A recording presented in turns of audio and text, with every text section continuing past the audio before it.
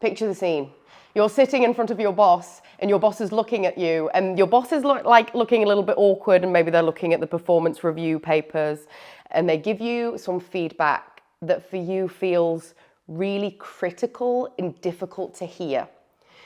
So you're sitting there, we've all been there, you're sitting there and someone's giving you feedback and you're like, nah, I don't agree with this. And you can feel yourself getting a bit more defensive. And so then the person giving you the feedback gets a little bit more defensive. I know that you've had that experience and it is not uncommon.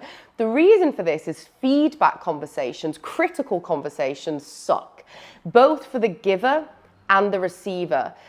You may remember as humans, we're wired to belong. So when you have to have a conversation where you might feel as though you're being criticized or feel as though you're criticizing somebody else, it can be awkward, it can be difficult, and it can be uncomfortable. One of the best ways to make feedback feel a bit easier is to understand that we just don't like it. Difficult conversations are always going to be that difficult.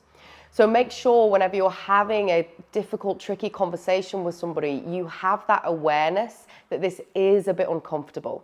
That if you're the one on the receiving end, know that research has shown when we get given feedback, it likely provokes a defensive response and maybe your barriers can go up. Feel when that's happening and see if you can just open yourself up to the information a little bit more. If you're giving feedback, be clear, be direct, and be specific.